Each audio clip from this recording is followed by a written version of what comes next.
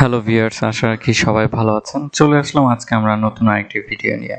আজকে আমরা এই ভিডিওতে আলোচনা করব ব্যাংকের পরিচালনা মুনাফার বেশ বড় একটা প্রবৃদ্ধি হয়েছে সেই সব বিষয় নিয়ে আলোচনা থাকবে, এবং আশা করি আপনারা ধৈর্য সহকারে পুরো ভিডিওটি আমাদের সাথেই থাকবেন। এবং একটি কথা না বললেই নয়, শেয়ার বাজার ঝুঁকিপূর্ণ জায়গা, তাই জেনে বুঝে বিনিয়োগ করার চেষ্টা করুন, এবং এখানে কোনো ধরনের বাই সেল নির্দেশনা দেওয়া হচ্ছে না।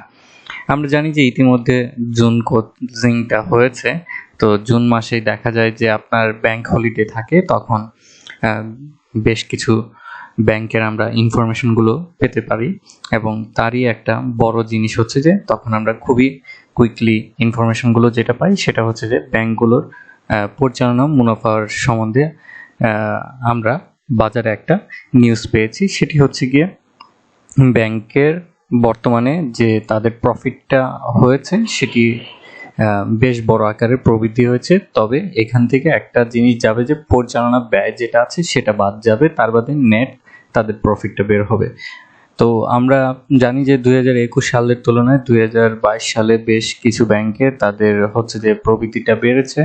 যদি আমরা ধরি তাহলে হচ্ছে যে পূবালী ব্যাংক, তাদের যেখানে ছিল 2021 সালে 505 কোটি, সেখানে আমরা দেখতে পাচ্ছি 2022 সালে 650। তার মানে বেশ একটা ভালো একটা ডিফারেন্স ক্রিয়েট করেছে। অন্যদিকে যদি দেখি আমরা তাহলে সবচেয়ে বেশি সেটা আমাদের চোখে পড়ার মতে তাহলে হচ্ছে শাহজালাল ইসলামী ব্যাংক। এই ব্যাংকটি যেটা ছিল 2021 সালে 284, সেখানে এখন দেখা যাচ্ছে 490। তার মানে বেশ একটা ডিফারেন্স তৈরি করেছে। সবচেয়ে বেশি হচ্ছে যে সেটি হচ্ছে গিয়ে শাহজালাল ইসলামী ব্যাংক।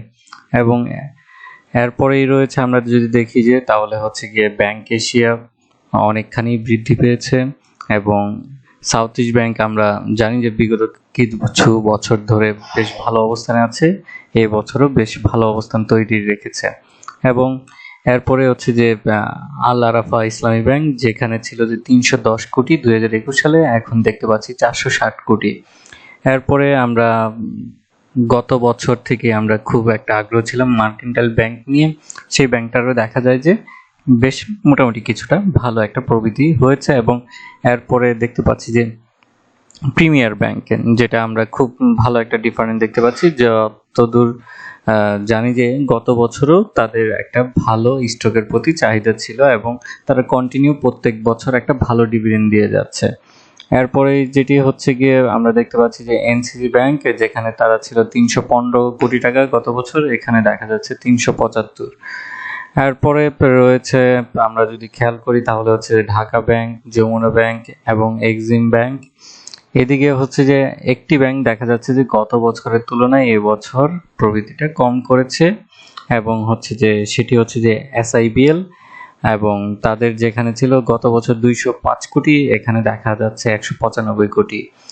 আমরা এরপরে দেখতে পাচ্ছি যে ইউনিয়ন ব্যাংকের 20 কোটির মতন পরিচালনা মুনাফা বৃদ্ধি পেয়েছে। এবং আমরা জানি যে SBSC south Bangla agriculture bank, এটিও দেখা যাচ্ছে যে তাদের হচ্ছে যে পরিচালনা মুনাফা বেড়েছে 20 কোটির মতন। এবং অন্য আরেকটি ব্যাংক যেটি দেখা যাচ্ছে যে মধুমতি ব্যাংক, তাদের আমরা দেখতে পাচ্ছি গত বছরের তুলনায় এবছর তাদের পরিচালনা মুনাফাটা কমেছে, যেখানে ছিল গত বছর 127 কোটি, এখানে দেখা যাচ্ছে যে 83 কোটি 2022 সালে।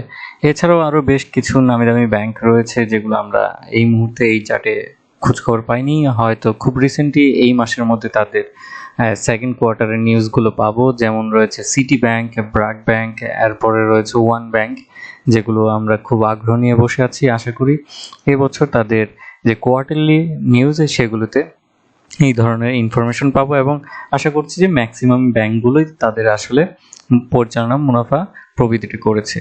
এবং শুধু দুই একটা কোম্পানি ছাড়া আমরা দেখতে পাচ্ছি যে ম্যাক্সিমাম কোম্পানি আগের যে প্রিভিয়াস যে কোভিডের ধাক্কাটা সেটা থেকে উত্তোলিত হয়ে এবছরগুলোতে ভালো একটা প্রফিটের হয়তো অব্যাহত থাকবে।